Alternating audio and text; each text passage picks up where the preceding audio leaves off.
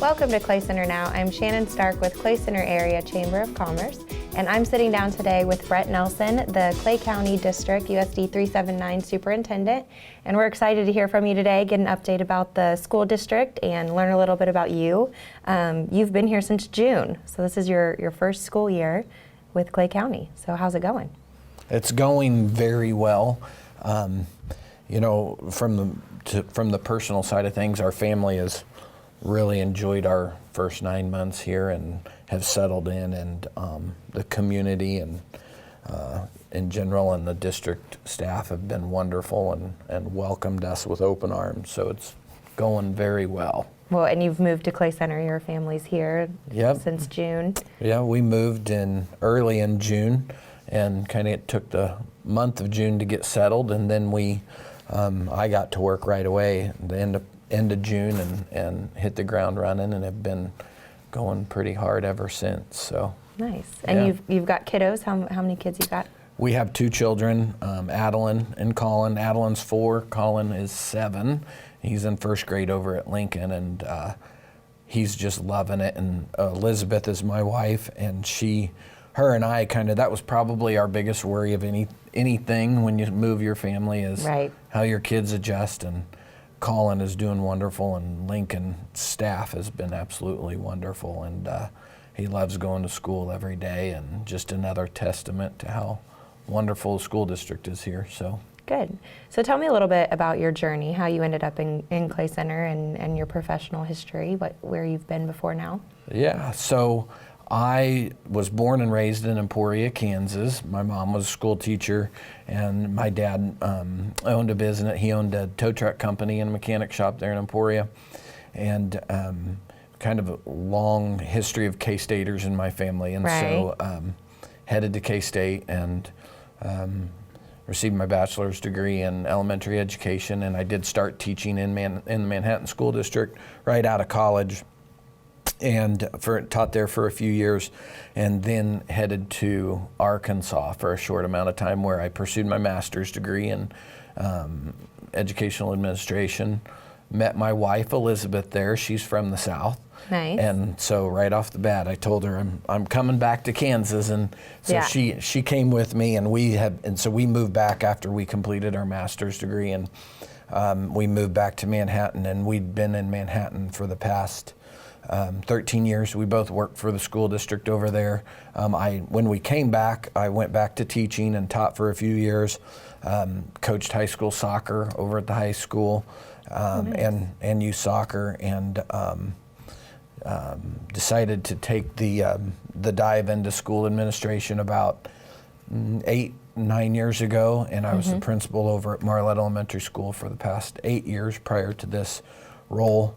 And then a lot of people ask, well, why superintendent? And so I had a longtime friend and mentor, previous superintendent, Dr. Bob Shannon, who's a dear friend and colleague of mine, who for the last probably 5, 6, 7, 8 years has really, really pushed me and challenged me to pursue my superintendent or district level license. And he nudged me and nudged me and nudged me, and I guess finally nudged me enough to where I then went back to school a number of years ago and received my ed specialist degree in district administration, and had that for a little bit of time, and then again with more pushing and nudging from Bob.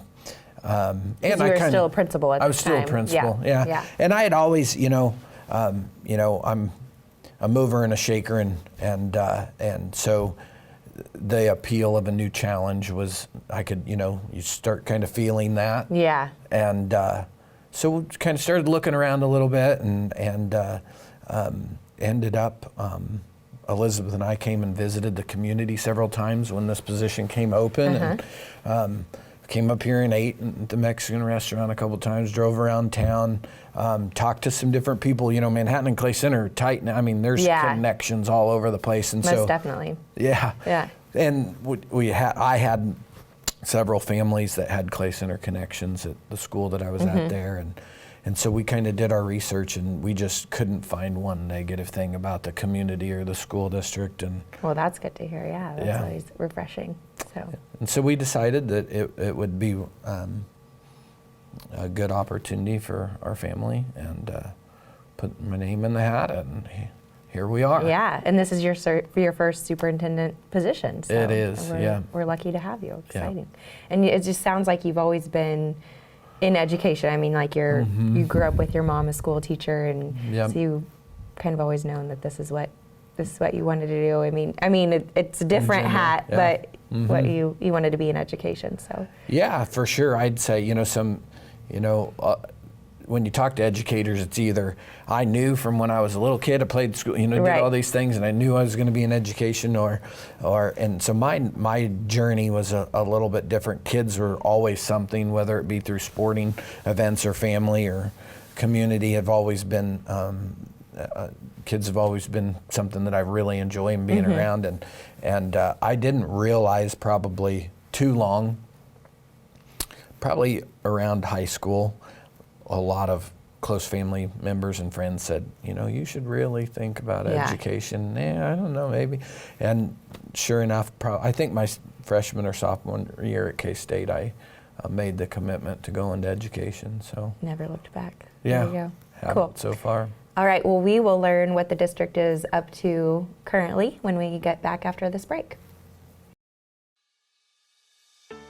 Count on our team at Eagle for reliable internet, TV, and phone, because keeping you connected is what we do. Eagle Communications, our community connected.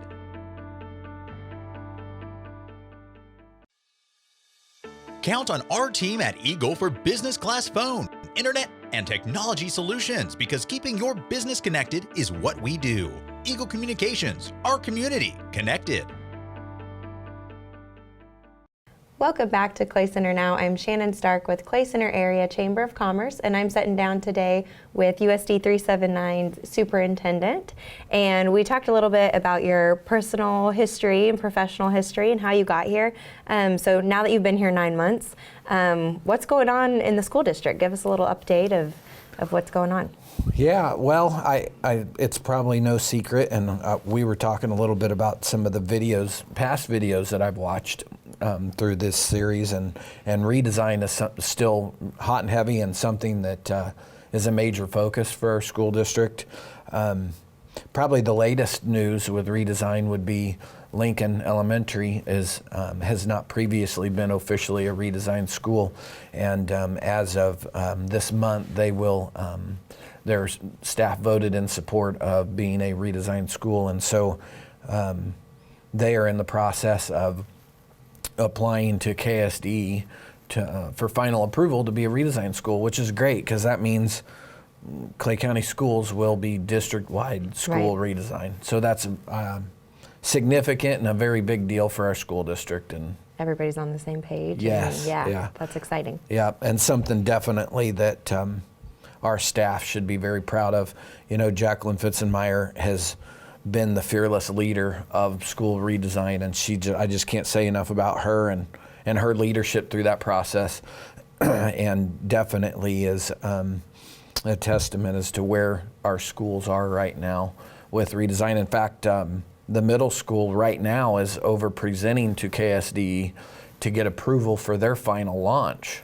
And so they've been piloting and implementing and shifting and pivoting, and they feel very good about where they are, and hopefully following today they will officially launch. And the high school's launched, They correct? have launched, yep. Wakefield and the high school have both launched. Yep. Cool. Yep.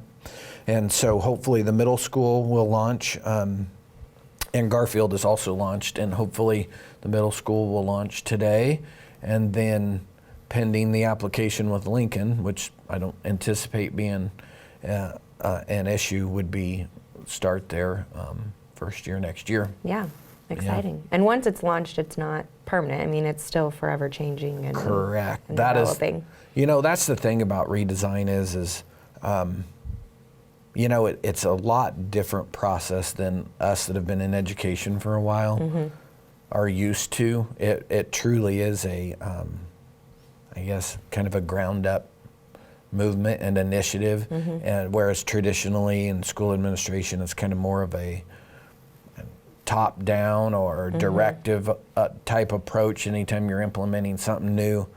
And redesign really takes an opposite approach and rallies and unifies the staff and the teachers and to look at everything that they're doing and what's working, what's not working, and puts them in a leadership role and have the decision-making power to make decisions on what they think might be having a better outcome for kids. And that's really the neat thing about redesign. It takes a lot longer, but I think the end product is better and perhaps more sustainable than someone just telling them, all right, here's this new thing we're going to go do and here's how we're going to do it.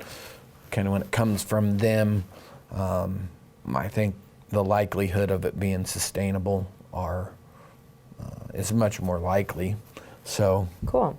Well, exciting that Lincoln's on board and that'll all get going. So I guess what else is going on? What else you want to talk? I know you got a lot you want to talk about. A lot going on. And we probably don't have time. I think probably something worth talking about would be recently or since this fall, we've been trying to tie everything that we're doing together into a manageable and understandable format for our staff, our community, basically all stakeholders. So when we take redesign, KISA, which is our accountability, accreditation stuff that we do for the state, and our district goals, vision, and mission.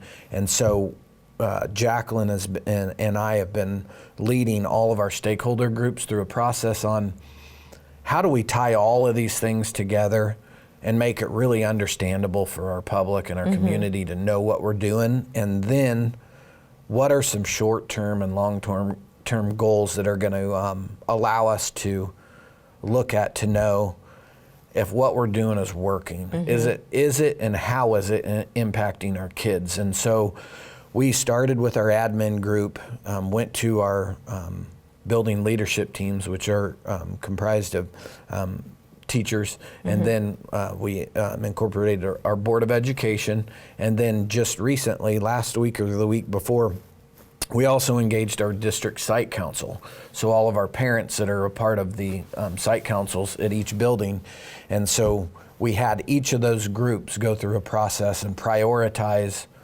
those short and long-term goals. In other words, what are these things that we're going to be looking at along the way to know if redesign's working, or what components of redesign are or are not working, so that we as a district can pivot if we need to, or assist buildings in pivoting.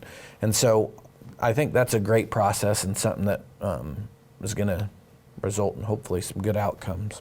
Yeah, so I think always getting the parents and the kids, the students and the parents involved is huge. That's good to hear back from them. And I know I've heard from some students with redesign and stuff, and they're really enjoying the process and the changes and stuff. So so cool. Yeah. Very good. I think I was reading the newspaper the other night, and I think Ryan Wilson, he did a great job in his editorial on kind of encompassing that community perspective of redesign, and I just think it was a well-written piece and articulated redesign well. So. Good. Well, and even just getting, the newspaper and Eagle and everybody involved and getting the word out there, I think absolutely. You guys are definitely, you can see the efforts. I feel like the community sees the efforts and the partnership with the community. So I know I feel it. So well, good. Good. Yeah. All right after this break, we will learn more.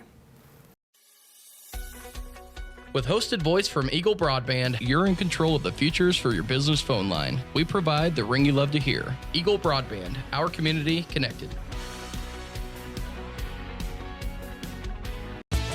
Eagle Technology Solutions is the strategic advisor for your IT business needs. Because if it's important to you, it's important to us. Call today, Eagle Technology Solutions. Technology done right. Welcome back to Clay Center Now. I'm Shannon Stark with Clay Center Area Chamber of Commerce, and I'm sitting down with Brett Nelson, our superintendent in Clay County. So jumping right in, I'm excited about this topic. Can you tell me a little bit about the preschool expansion? Yeah, so definitely something we've been looking at and thinking about for the last few months. And it kind of started, I don't know in general if the public understands that as a school district, we're required to provide educational services to students who qualify with an IEP. So they have some needs that are beyond general education. And so once a child turns 3 years old and they qualify for an IEP, we are required to provide services.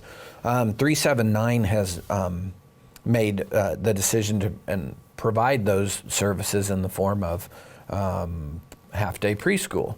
And so a lot of our offerings and staffing depend on the need of our community.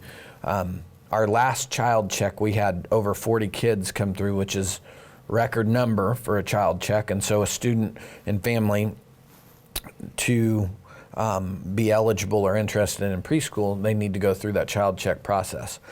Following that child check process, we learned what we thought we already knew, but we have a lot of need in our community, not just on the kiddos that we're required to serve, but also the student. There's a portion of our population that we really believe need a quality preschool services to give them a jump start.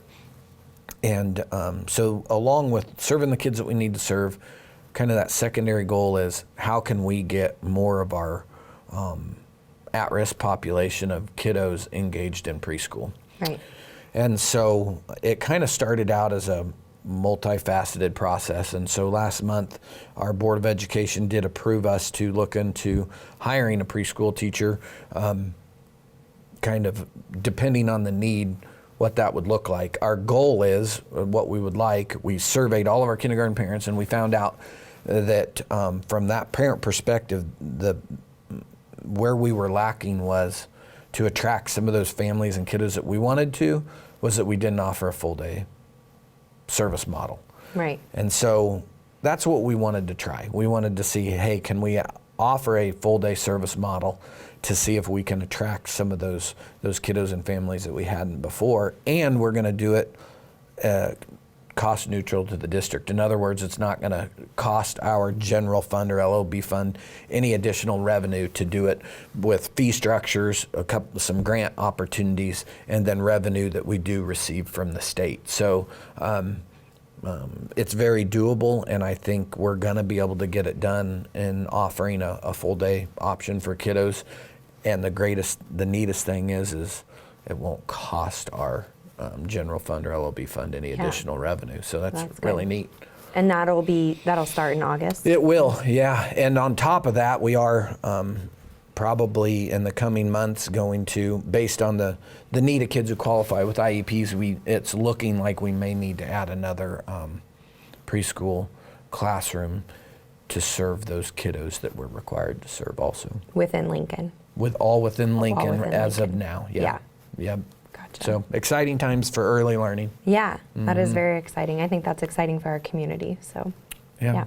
Okay, what else do we got that's new going on? Technology, I think, is a big one. The Board of Always. Education, yeah. So traditionally, our 9th and 10th graders have had iPads, and our juniors and seniors had laptops.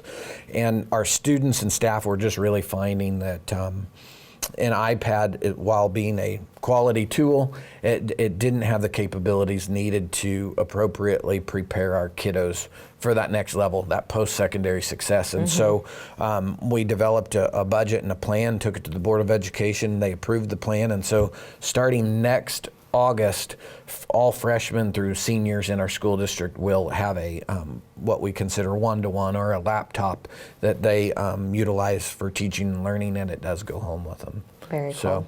Yeah. Well, and I think some people don't quite understand, that post-education, how much a computer is used and how much you really have to be able to navigate to be successful. And even in the workforce, I mean, you have to be able to navigate and use those tools correctly. And so the sooner they can start learning that. And absolutely. And there's so many students that don't have access to that at home. They can't even get their projects done. Yep. So understanding that is sometimes hard, I think, for the community, but it's definitely a need. So very cool. So, other thing that you kind of talked about was the facilities and some of that stuff that you guys have planned. What's new with that? Probably a boring topic that a lot of people don't necessarily want to hear about. So I'll be. But something you still have to deal with. Absolutely, you know. Well, and you bring that up. You know, beyond we spend about 80% of our revenue on teacher and staff salaries and benefits. The next most significant expenses we have are on our facilities, and so and I knew that the board was very clear through the interview process, and as I came in, kind of the HVAC rooftop units on all of our facilities needed looked at, and it was time. I think 90% of our equipment was 20 plus years old. Right. So by next August, every building that has rooftop units will have brand new HVAC, which should result in some significant cost savings to our energy down the road to the district. Yeah. All the fun stuff you get to deal with, right? Yeah. And in general, you know, that is something that I've been absolutely impressed with is the board, previous administration has obviously made facilities a priority, and they are in wonderful condition, and just have been so impressed with the facilities that we have in our school district. So, and I'm always impressed with the janitors and stuff and how they keep that. And whenever I'm in the schools and everything, a lot of pride in our facilities, and our custodial staff just, you're right, does a wonderful job. Yeah, so. I always think that they look nice when I come in. So that's a first impression. That's very, very good to have in our school district. Yeah, so. Absolutely. Well, we're excited to have you. Welcome to Clay Center. I know you've been here 9 months now, but it sounds like it's going really good. It is. And just to put a plug in, if you're interested in teaching art, preschool, or a school nurse, we have 3 openings right now. There you go. And you're always looking for substitute teachers as well, right? Always, yeah. All right. Thank you for joining us on Clay Center Now.